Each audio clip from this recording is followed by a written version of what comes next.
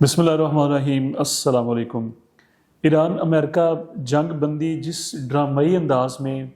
अमल में आई है उसके ऊपर बहुत सारे सवालात हैं कि जी ये कैसे हुआ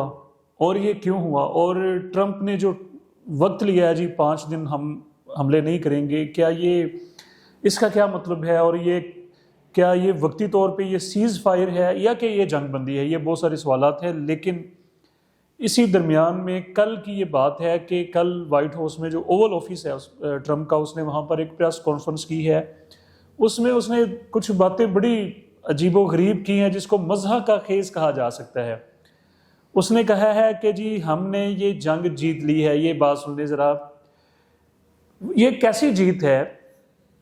कि जो दुनिया को नज़र नहीं आ रही। अच्छा चले, दुनिया को अगर हम एक साइड पे भी कर दें, खुद अमेरिका को नज़र नहीं आ रही। खुद अमेरिकन जो अवाम है, पॉपुलेशन है, या अमेरिकन मीडिया है, इन सारी चीज़ों को भी अगर हम मद्देनज़र रखें, एक साइड पे अगर रखते हैं थोड़ी देर के लिए,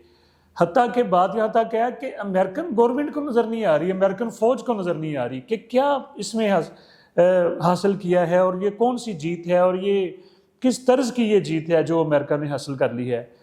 ट्रंप का कहना था कि हमने इस जंग में जी अपने ऑब्जेक्टिव्स जो हैं वो हासिल कर लिए हैं।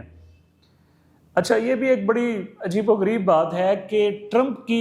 ऑन द रिकॉर्ड बातें, इसकी ज़रा हम निकाल लें, अब सोशल मीडिया से निकाल लें, यूट्यूब से निकाल लें। सुबह इसका नैरेटिव और रहा है, दोपहर को और शाम को और, यानी कि इसके दावे पे दावे फिर दावे, यानी कि किसी एक स्टांस के ऊपर, किसी एक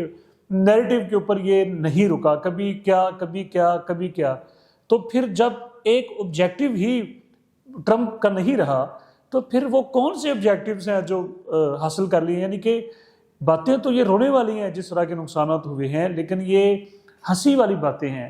यानी कि ये एक लतीफ़ा बनता हुआ ट्रंप नज़र आ रहा है दुनिया में। वो सुपर पावर तो गई भाड़ में, वो तो खाक में मिल गई चीज़ें, वो खुद एक लतीफ़ा बन चुका है ट्रंप। तो उसकी मीम्स जो हैं वो आप देख लें।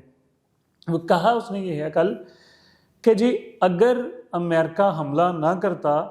तो ईरान ने कुछ ही दिनों के बाद हमलावर हो जाना था जी पूरे मिडल ईस्ट पे, और उसने न्यूक्लियर अटैक कर देना था, उसने एटम बम जो है ईरान ने वो गिरा देना था। तो लिहाजा हमने इंसानियत को या मिडल ईस्ट को या इसराइल को, ख़ास तौर पे जी इसराइल का सत्यानाश हो जाना था। तो हमने इसराइल को बहुत बड़ी जो तबाही है बकौल ट्रंप के, हमने इसको जी बचा लिया है एडवांस। और जो पिछली बार जो है वो हमने न्यूक्लियर फैसिलिटीज़ जो ईरान की हैं उनको नेस्तो नबूद कर दिया। यहाँ पर ये सवाल है कि अगर जो ईरान की न्यूक्लियर फैसिलिटीज़ हैं जो कि पिछले अटैक में जो इन्होंने हमला किया था उसमें ख़त्म कर दी थी, तो फिर ये जंग छेड़ने का क्या मकसद। न्यूक्लियर फैसिलिटीज़ तो उस वक्त ख़त्म कर दी हैवी बम्बारमेंट करके, और वो बड़े जहाज़ B-52 ला के कि जी वो ऐसे जहरीले और वो लिथल किस्म के वो बम हैं कि जहाँ पर फेंके जाते हैं वो ज़ेरे ज़मीन जाके भी वो कुछ नहीं छोड़ते। तो वो तो पहले हो चुका, अब ये सारा ड्रामा रचाने का और ये कार्रवाई करने का इसमें क्या मकसद आपका। दूसरी बात उसने कि जी अमेरिका में हमने रिजीम चेंज कर ली है। उसके साथ जो उसके सेक्रेटरी उसके उहदे दौरान खड़े हुए थे और उनसे बार बार पूछ रहा था, अगर वो प्रेस कॉन्फ्रेंस देखें, क्या जी ये ठीक है, क्या ऐसे ही है कि हमने ईरान में रिजीम चेंज कर दिया। सवाल पूछें ज़रा, एक जाहिल किसी बंदे से भी बात कर लें कि भाई कौन सी रिजीम चेंज आप लोगों ने ईरान के अंदर की है। ये रिजीम चेंज की है कि 80 साल का बज़ाहिर एक बूढ़ा इंसान जिसने एक तो वो शहादत के मर्तबे पे फाइज हुआ है, और दूसरी जो बिखरी हुई मुख्तलिफ मसाइल में घिरी हुई कॉन्फ्लिक्ट का शिकार वो जो ईरानी कौम थी, वो फिर से एक नेशन बन गई, वो फिर से यूनाइटेड हो गई। उनके मसले, उनकी जो इंटरनल प्रॉब्लम्स थी, उनके जो इश्यूज थे, उनकी दरारें जो थी वो आपस में जो बट चुके थे, वो सारी चीज़ें उस शहादत की वजह से ख़त्म हो गई। आपने तो ईरान पे एहसान किया है, आपने तो ईरान को फिर से कौम बना दिया है, फिर से यूनाइटेड ईरान को कर दिया है, और तुम कहते हो कि मैंने वहाँ पर रिजीम चेंज कर ली है। और उसका मकसद ये है जी कि मैंने जो نمبر صف اول کی وہاں کی جو قیادت تھی وہ بھی میں نے ختم کر دی ہے، سیکنڈ والی بھی ختم کر دی ہے، اور پھر دیکھیں کہ اب جو وہاں پر لوگ بچے ہیں، یہ مجتبیٰ خامنئی کے بارے میں وہ کہہ رہا ہے کہ یہ ایسے لوگ ہیں کہ ان سے اب میں بیٹھ کے بات کر سکتا ہوں۔ کہتے ہیں نا، وہ ایک کہاوت آپ لوگوں نے سنی ہوگی کہ بچپن میں بچے یہ پڑھتے رہے ہیں کہ جی وہ ایک جیسے وہ ایک لومڑی تھی یا بندر تھا، تو وہ ایسے وہ انگور ٹپک رہے تھے اوپر سے، تو وہ اس نے بڑی کوشش کی کہ میں یہ انگور جو ہیں وہ ان کو حاصل کر لوں سیڑھیاں رکھ کے بھی، لیکن جب ہاتھ وہاں تک نہ پہنچا تو اس نے کہا کہ نہیں نہیں چھوڑو یار اس کو، یہ تو انگور ہی کھٹے ہیں، آؤ نکلتے ہیں کسی اور کام پہ۔ بندہ لاکھ جب کسی کام کی کوشش کر لیتا ہے نا اپنے طور پہ اور وہ نہیں ہو، وہ کہتا ہے چھوڑو یار یہ بھی کوئی کرنے والا کام ہے۔ ایک بندے کے ساتھ بندہ دوستی کرنا چاہتا ہے، وہ دوستی نہیں کرتا، کہتا ہے یار ہے کوئی بندہ ہے چھوڑو، اندر نال اسی گل ہی نہیں۔ کہنے کا مقصد یہ ہے کہ پوری دنیا میں جو تو عبرت کا نشان بنا ہے، جگ ہسائی تیری ہوئی ہے، اور پوری طاقت کے ساتھ تو اپنے وہ چھوٹے بدماش کے ساتھ اسرائیل کے ساتھ مل کے تو نے پوری ایڑی چوٹیوں کا تو نے زور لگا لیا ہے، اور ایک تو جو اسٹریٹ آف ہرموز کو تو کھلوا نہیں سکا۔ ایران کا کھلے عام یہ چیلنج رہا ہے کہ جو بھی گزرے گا وہ وہاں سے ٹیکس دے کے گزرے گا، اور